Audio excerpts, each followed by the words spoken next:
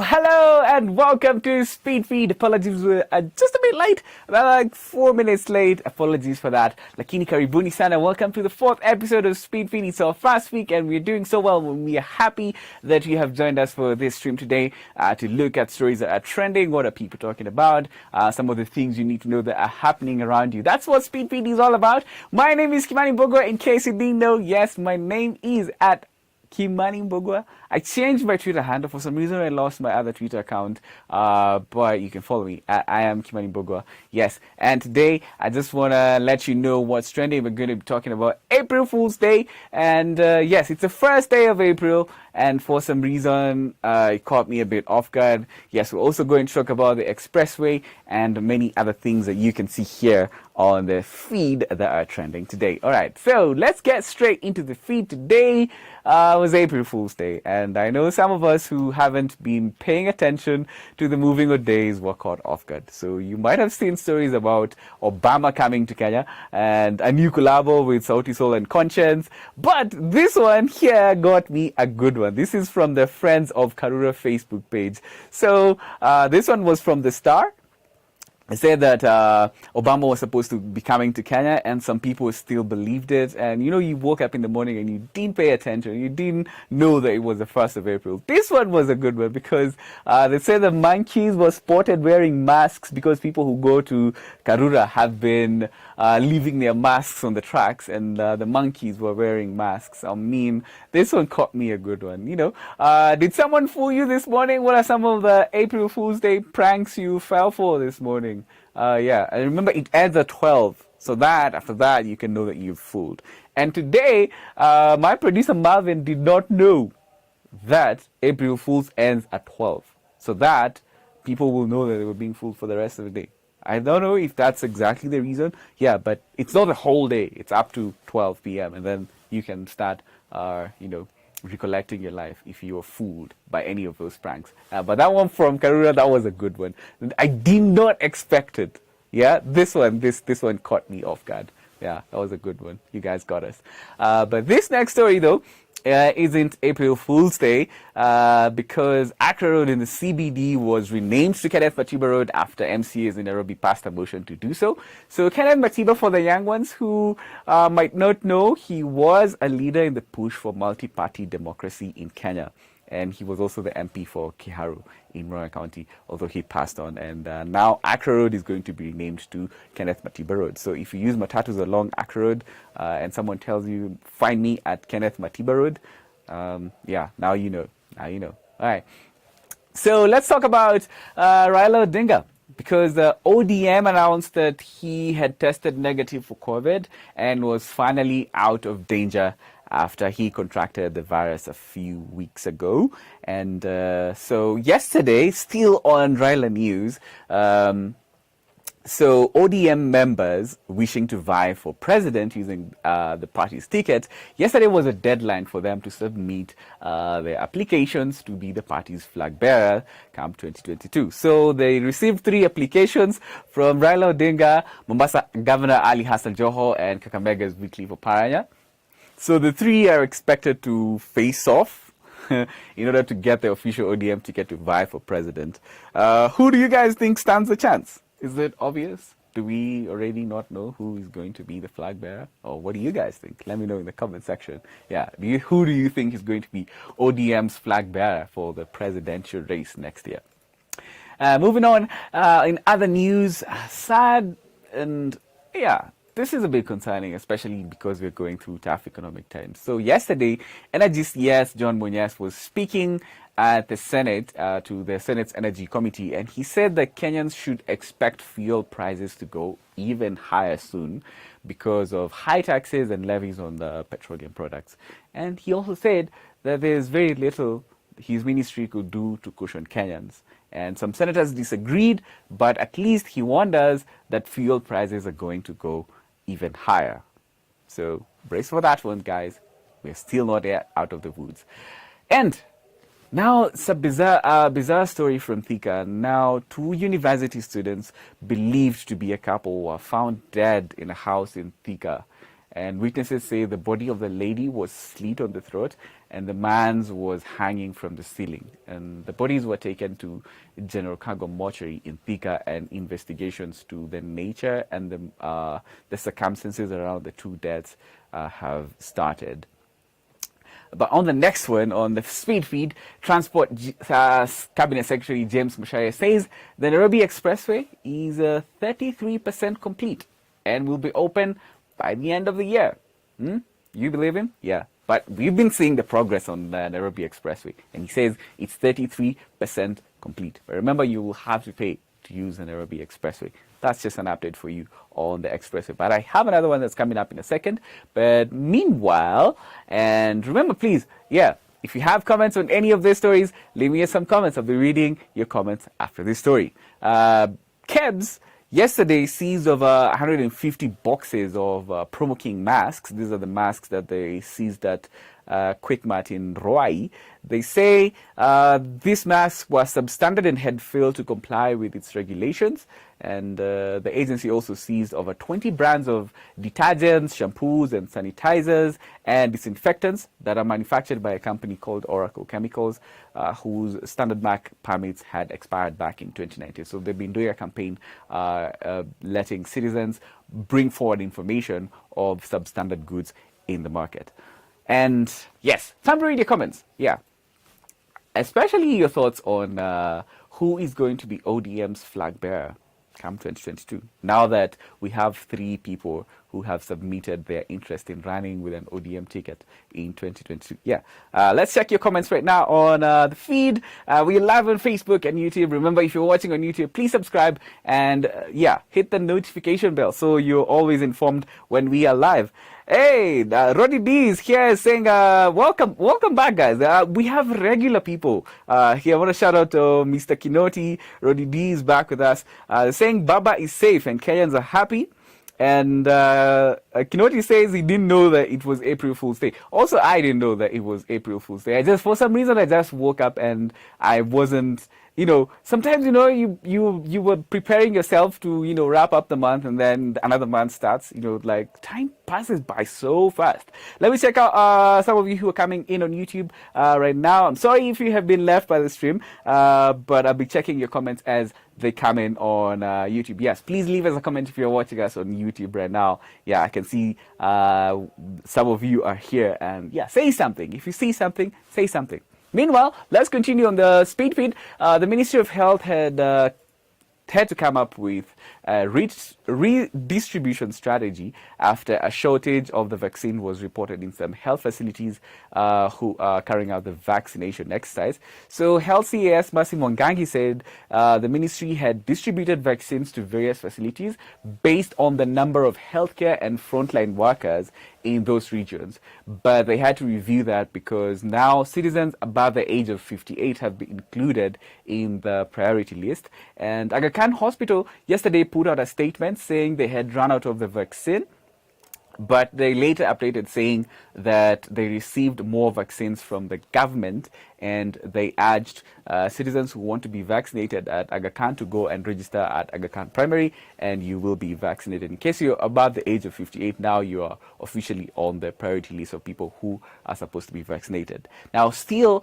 on vaccine news on the feed today, a survey done by Africa's Voices Foundation, this is a non-profit working in Kenya and the UK, found that Kenya has one of the highest vaccine acceptance rates in the world.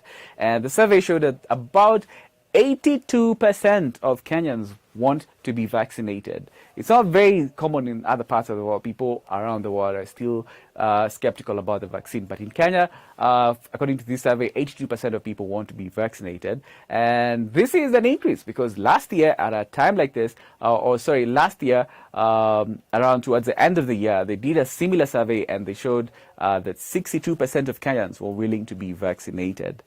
And still have some more vaccine news for you on the feed. Rarieda MP Otiende Amolo has written to the Kenya Pharmacy and Poisons Board. He's demanding that the board reveals the identity of the person or the entity that ordered for the importation of the controversial Russian Sputnik 5 vaccine. So this vaccine is being administered in various clinics, not in all, but there's a bit of controversy around this. So the MP is also seeking answers on when the approval of the importation was made. That's some vaccine news, but still continuing on issues to do with COVID. So yesterday, Health CS Mutahi was speaking at a virtual conference, and he noted that there is need to introduce social protection programs to protect the vulnerable as the economic impact of COVID-19 continues to affect the economically disadvantaged. And a lot of us are feeling this. Now, he said that these policies will ensure families keep a roof over their heads and small businesses will continue to thrive. But it is yet to be seen if Kenya has a solid plan to introduce a social protection program, like the US where they're being sent, relief money. But we had Kazi Mtaani, which ended, but it was a good initiative to make sure that young people who lost their jobs during that period had a way of earning an income. But yeah, we definitely need a social protection program. It is obvious at this point, and I'm hoping that the government does something. But moving on, still to another health-related story. Kenyaga Governor Anne Waiguru says that the 188 nurses from the county who were fired for going on strike, despite a warning from the High Court, will not be reinstated. Now, there was a directive from the Public Service Commission, though, to counties not to fire health workers who had gone on strike. This was earlier in the year when health workers went on strike to demand better working conditions. So the Kenyaga governor said the PSC cannot overturn a decision by the High Court. So the 188 nurses, they ain't getting their jobs back. They fired for good. I want to get your thoughts on this. Let me know in the comment section. Yeah, I'll be coming back to read some of your comments after this story. Abdi Kadir Haji, he's here, this guy, he's the son of the late Garissa Senator Yusuf Haji.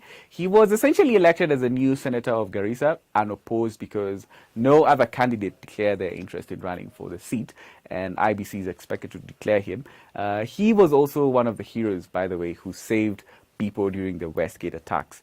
You might have seen some of the photos, some of those photos back from the Westgate attack of one of the guys who came in with a pistol and saved guys from that attack. And it's said to be one of the reasons why the elders there considered him to be brave enough to lead this county as a senator.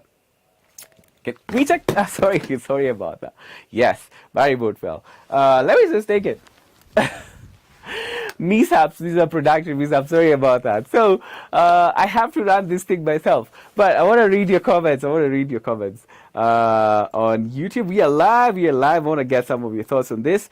Iman is here on YouTube is saying, so vaccines are still available? Yes. Do you want to be vaccinated? Yes, vaccines are available. There could be a shortage in the coming days, but the ministry says the vaccines will now be available. Let's head over to Facebook and see some of your comments. Yeah, let me know what you think about some of these stories, especially like those nurses who were fired from Kirinyaga. Now the county government says they won't be getting their jobs back.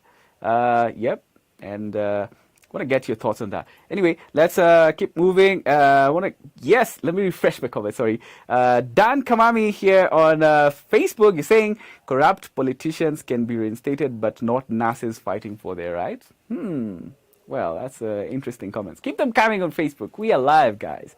And this next story on the feed is quite interesting. So the US government confirmed that it had received 33 billion shillings from South Sudan as compensation for victims of the bombing attacks that happened at the US Embassy in Kenya. So they say that Sudan funded the terrorists who conducted this attack, and they gave them passports and helped them to ship weapons to Kenya. So this made Sudan to be put on the list of states funding terrorism. And one of the conditions for Sudan to be removed from this list and to begin the process of normalizing diplomatic ties with the US was to compensate victims of the attacks that happened in Kenya and Tanzania, the U.S. embassy. So that's quite an interesting story.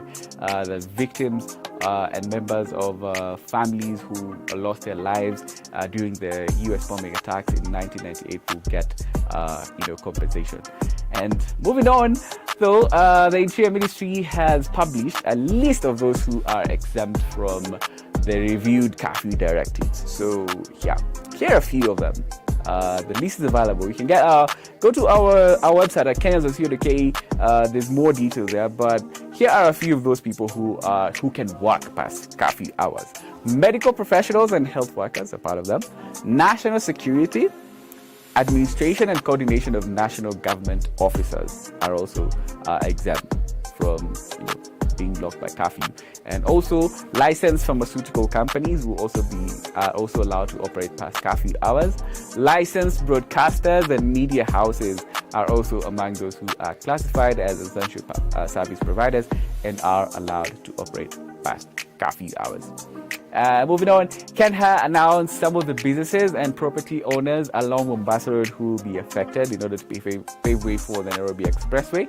Doshi Holdings is a company that will be affected by this expansion of the road on Mombasa Road. Also, Kenya Railways Corporation, University of Nairobi, a company called Kipsigoi Investment Limited, the Kenya Police Sports Association will also be affected, Simpacult Motors, and Nairobi Railways Club. These are some of those entities who will be seeing part of their properties being affected by the expansion of the expressway. Yeah, I don't know if you guys have seen, but when you're getting to town through Waiyaki Way, part of the UON fence has been affected by the expansion. So a part of its fence has already been demolished as the expressway is passing through Nairobi.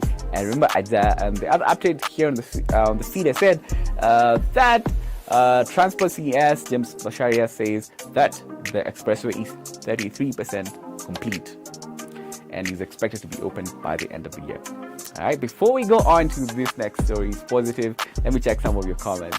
Yeah, so that you don't feel alienated. Yeah, we're together. As we're getting into the Easter weekend. What are your plans for Easter? Yeah, I want to know some of your.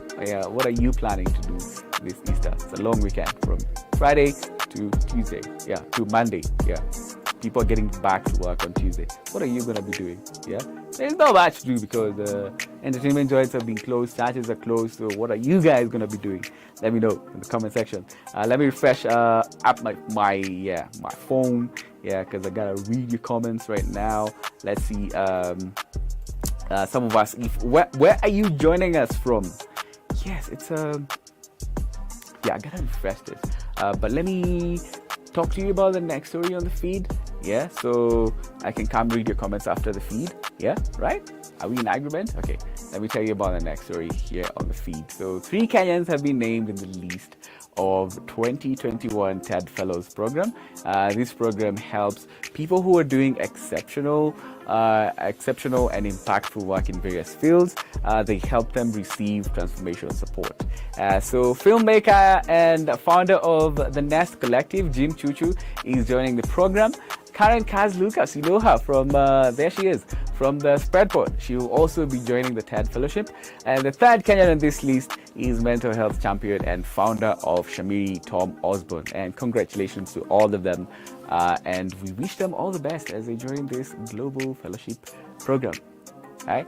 Next in the feed, we have a story about the National Treasury, which has introduced a program to reward whistleblowers who report misuse and theft of corporate funds and those who report malpractices in the Capital Markets Authority. There's been a lot of corruption going on and a lot of people fear coming out because they fear for their jobs or their lives. And there will be a witness protection program to protect their identities, and they will be paid 3% of the recovered funds. Although the maximum payable reward for whistleblowing on such cases will be 5 million shillings. And lastly on the feed, last but not least on the feed, did you guys ever read a Ngugi wa Thiong'o book? Yeah, for those of you who were in school when The River Between was the set book that was being done in high school. So Ngugi wa Thiong'o, who is 83 by the way, has been nominated for the prestigious Booker Prize for his book The Perfect Nine, and he is the first author to be nominated as both writer and translator for the same book. So the prize money for this award is £50,000, which will be equally split between the author and translator of the people who have nominated in that category. But since Ngugi wa Thiong'o has been nominated as both, if he wins, he will receive the entire amount, which is about 7.5 million shillings. He is such a great author. If you haven't read any of his books, I'd recommend you get one of his books. Such a prolific author. He has written some really great books. Yeah. If you don't know who Ngugi wa Thiong'o is, you're probably a bit too young, and I recommend you Google. I don't assume that everybody who's watching Speedfeed is old enough to know who Ngugi wa Thiong'o or Kenneth Matiba is. All right, that's it for stories in Speedfeed. Can I read your comments? Tell me, what are you going to be doing over Easter? Now that you know some of the stories that are trending and what people are talking about, what are you going to be doing over the Easter, over this Easter weekend? Yes, let's check out your comments on Facebook. I'm just getting on to see some of your comments right now, and also on YouTube. We're live on Facebook and YouTube as well. Someone says, when is the expressway project being completed? Yeah, they say it's going to be probably by the end of this year. That's what they say. Say it's 33% complete. And yesterday we did a story on some of the photos of the expressway. It's starting to look, people are starting to see how it's going to look.